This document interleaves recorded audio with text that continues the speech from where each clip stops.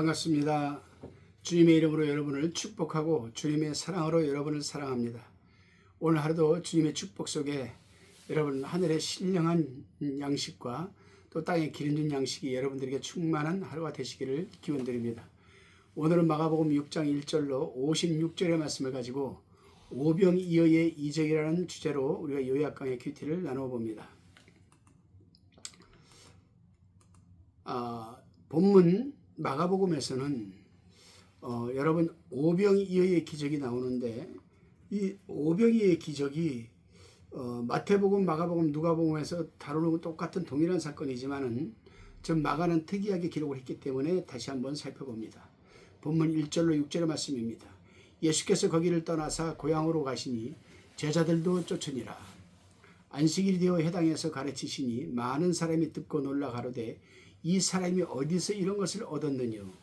이 사람이 받은 지혜와 그 손으로 이루어지는 이런 권능이 어쩜 됨이냐?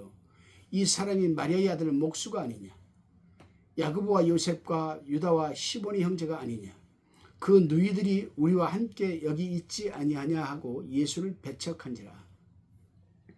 예수께서 저희에게 이르시되 선지자가 자기 고향과 자기 친척과 자기 집 외에서는 존경을 받지 않음이 없느니라 하시며 거기서는 아무 권능도 행하실 수 없어 다만 소수의 병인에게 안수하여 고치실 뿐이었고 저희의 믿지 않음을 이상히 여기셨더라. 이에 모든 촌에 두루다니시며 가르치시더라. 아멘. 예수님이 고향에서 안식일날 회당에서 사람들에게 말씀을 가르치시고 계셨습니다. 이 부분은 누가복음 4장 16절에서 23절에 보면 예수님께서 자라나신 나사렛 회당에서 들어가 이사야 선지자의 글을 읽은 것으로 기록되어 있습니다.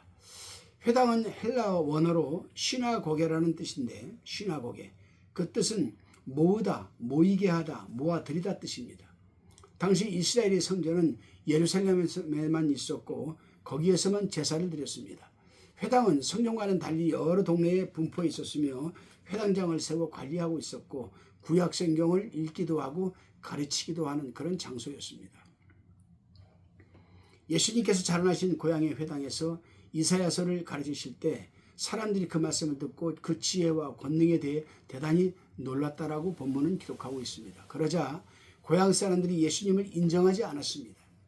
본문 3절에 보면 이 사람이 마리아의 아들 목수가 아니냐, 야고보와 요셉과 유다와 시몬의 형제가 아니냐고 그 누이들이 우리와 함께 여기 있지 아니하냐 하고 예수를 배척한지라라고 지금 기록하고 있습니다. 그렇다면 고향 사람들이 예수님을 배척한 이유가 무엇입니까, 여러분?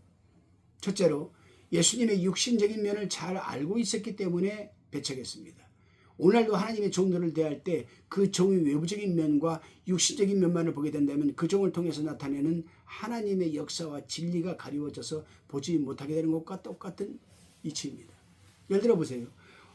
예수님이 어릴 때부터 나사렛에서 자라면서 동네 사람들이 다 지켜봤어요. 그래서 30년 동안 목수 아들로서 목수 일도 하고 잘 지켜봤습니다. 근데 어느 날 갑자기 나타나가지고 그리스도다, 내가 메시아다라고 하니까 그 동네 사람들이 믿을 수가 있겠습니까?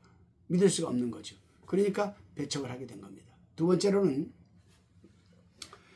그 당시 그 예수님이 자라나셨던 나사렛 동네 사람들의 신앙관, 즉 그리스도관이 잘못되었기 때문입니다.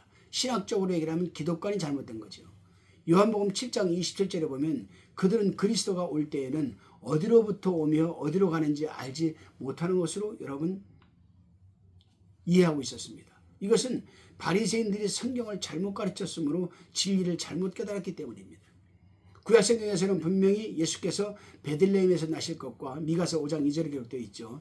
나사렛 사람이라 칭할 것과 십자가에서 고난받으실 것 등이 모두 예언되어 있음에도 불구하고 그들은 성경보다도 사람들, 즉 바리새인들의 가르침을 받아들이고 있었던 겁니다. 그렇습니다, 여러분. 성도는 지도자가 가르치는 대로 따라가기 때문에 가르치는 자의 책임이 크죠. 따라서 주의 종들은 오직 성경에 집착해서 성령의 조명을 받고 읽고 연구하고 하나님이 말하시고자 하는 뜻과 의도를 깨달아서 성도들에게 전해야 하는 책임이 있습니다. 물론 성도들 또한 성경을 늘 가까이 하면서 읽고 바로 배우는 것도 굉장히 중요한 부분입니다. 다시금 본문 7절로 13절까지를 살펴봅니다. 7절에서 13절까지는 예수님께서 12제자를 세상으로 파송시키는 내용이 나옵니다. 파송하실 때 2명씩 짝을 지어서 파송시키면서 더러운 귀신을 제어할 권세도 주셨습니다. 마태복음 10장에서는 귀신을 쫓아내며 모든 약한 것을 고치는 권능도 주셨다라고 우리는 이미 마태복음에서 살펴봤습니다. 10장에서. 그렇습니다. 오늘날 우리가 전하는 복음 자체에도 능력이 있고 또 복음 전하는 자에게 이러한 능력을 주셔서 복음을 전하면 마귀에게 붙들린 심령이 자유케 되고 병든 심령과 연약한 심령이 고침을 받는 역사가 일어납니다. 우리는 이 능력을 100번 활용해서 담대히 복음을 전해야 되겠습니다. 여러분. 예수님은 제자들을 둘씩 파송시키면서 복음 전도 여행을 위해서 지팡이 외에는 양식이나 주머니나 전대의 돈이나 아무것도 갖지 말고 가라고 주의를 주셨습니다. 이것은 사람을 의지하지 말고 오직 하나님만 바라보고 하나님만 의지하고 복음을 전하라는 의미가 함축되어 있는 말씀입니다. 또 전도 여행을 하면서 어느 집에 들어가거든 그곳을 떠나기까지 그곳에서 머무르라고 하시면서 어느 곳에든지 너희를 영접지 않고 너희 말 즉 복음을 듣지 않으면 거기서 나갈 때에 발 아래 먼지를 떨어버리고 그것으로 증거를 삼으라고 말씀하셨습니다. 그렇습니다. 우리가 복음을 전할 때에는 두 종류의 사람이 나타납니다. 첫째, 복음을 전하는 일꾼을 영접하고 복음을 받아들여 하나님 주시는 평안을 누리는 사람이 있는가 하면 둘째는 복음을 반대하고 전도자를 영접하지 않는 사람이 있습니다. 이 둘째 사람에 대해서는 작은 것 한 가지라도 얻거나 신세지지 말고 먼지까지 털어버리고 떠나라는 겁니다. 그렇습니다, 여러분. 전도자가 양심을 쓰지 않고 떳떳하지 못하게 행동하면 복음이 가리워집니다. 전도자는 특히 물질 문제에 있어서도 깨끗해야 합니다. 먹어서 안 될 것은 주어서 먹지도 말아야 하고 주어도 먹지 말아야 되고 받아서 안 될 것은 주어도 받지 말아야 하는 것 아니겠습니까? 그렇지 않으면 하나님이 영광이 가리워지고 결국은 복음이 가려워지게 되는 것입니다. 예수님이 그러한 주의를 받고 제자들이 나가서 회개하라고 외치면서 복음을 전하면서 많은 귀신을 쫓아내고 많은 병자에게 기름을 발라 치유하는 역사가 일어났다라고 본문은 기록하고 있습니다. 본문 13절에 보게 되면 기름을 발라 고치더라라고 기록하고 있습니다. 여기에는 두 가지 뜻이 있습니다.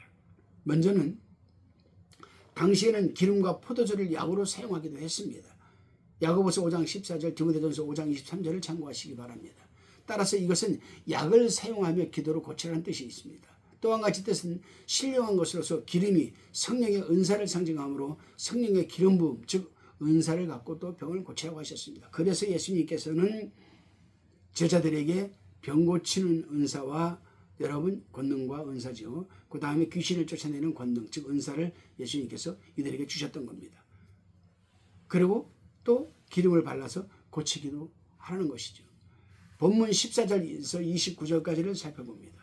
이 부분도 마태복음에서 다루었기 때문에 마태복음에서 다루지 못한 부분만 살펴봅니다. 본문 17절 18절에서 말하는 헤롯은 대헤롯의 아들인 헤롯 안디바스를 가리킵니다. 그는 자기 이복 동생 빌립이 아내 헤로디아를 뺏어 데리고 살았습니다. 17절에서 29절까지는 헤롯 안디바스가 세례 요한을 죽인 내용이 기록되어 있습니다. 헤로디아는 대헤롯 왕의 아들 아리스토보르의 딸로 빌립과 헤롯 안디바스 왕이 조카딸이기도 합니다. 그녀는 처음에는 자기 삼촌인 빌립에게 시집을 갔었습니다. 그 다음에 다른 삼촌인 또 헤롯 안디바스에게 왕의 시집을 갔습니다. 한마디로 말하면 헤롯 집안의 혼인관계는 불륜과 추악으로 가득 차 있는 집안이라고 할 수가 있습니다. 이때에 세례 요한이 목숨을 걸고 안디바스가 동생 빌립의 아내를 취하는 것은 옳지 않다라고 헤롯 안디바스 왕을 책망하자 이 일로 인하여 세례 요한이 감옥에 갇히게 되었던 겁니다. 이 감옥은 사해 동편 베레아의 남단에 있는 마케로스 성의 감옥이었습니다. 여러분. 헤로디아는 정말이지 음란하고 잔인한 여자였습니다. 세례 요한의 책망을 받아 자기 수치가 드러나자 자신이 죄를 회개하지 않고 오히려 세례 요한을 죽여서 입을 막으려고 했던 겁니다. 그러자 헤롯 안디바스는 왕은 세례 요한을 의롭고 거룩한 자로 여겨서 크게 반면하면서 그냥 감옥에 가두고 세례 요한의 책망을 달게 듣기도 했습니다. 그런 가운데 마침 헤롯 안디바스가 자신의 생일을 맞이하게 됐습니다. 그래서 대신들과 천부장들과 귀신들을 초청하여서 잔치하는 가운데 헤로디아의 딸이 왕과 귀인들 앞에 춤을 추게 되었습니다.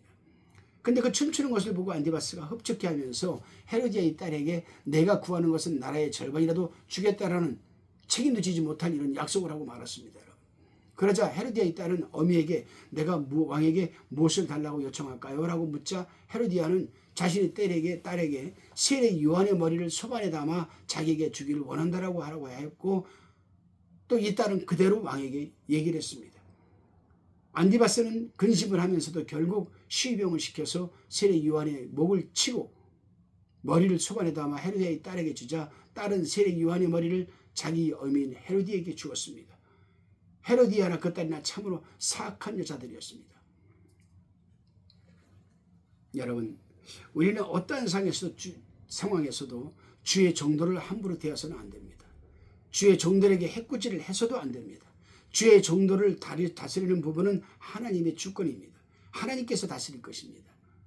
본문 45절로 52절까지를 살펴봅니다. 본문에서는 예수님께서 바다 위로 걸어오신 내용이 기록되어 있습니다. 예수님께서 제자들을 대촉하여 자기가 무리를 보내는 동안 배를 타고 건너편 벳사다로 가게 하시고 기도하러 산으로 가셨습니다. 그 밤 사경에 제자들이 배를 타고 갈릴리로 바다를 건너가다가 바람이 이렇게 거스리면서 힘들게 노를 저으며 고난을 당하고 있었습니다. 이때가 밤 사경이라고 하였으니까 새벽 3시에서 6시 사이였습니다. 마태복음에서 우리는 이 이스라엘 그 시간을 우리가 다루었지만은 다시 한번 살펴봅니다. 예수님 당시 밤을 4경으로 나누었습니다. 1경, 2경, 3경, 4경으로 나누었죠. 그래서 오후 6시부터 9시까지를 1경이라고 합니다. 저녁 6시부터 9시까지는 1경, 하루를 시작하는 거죠. 우리하고 시차가 6시가 나니까 그들은 저녁에 시작을 하는 거죠. 9시부터 12시까지를 2경이라고 합니다. 오전. 그 다음에 12시부터 새벽 3시까지를 3경이라고 하고 새벽 3시부터 6시까지를 4경이라고 했습니다. 그러니까 여기서 밤 4경이라고 했으니까 새벽 3시부터 6시까지를 말하는 겁니다. 제자들이 그 시간에 바다에서 고초를 겪고 있는 모습을 예수님이 보았습니다. 그래서 예수님께서 밤 4경쯤에 바다 위로 걸어오시자 제자들은 유령으로 착각을 하고 소리를 질렀습니다.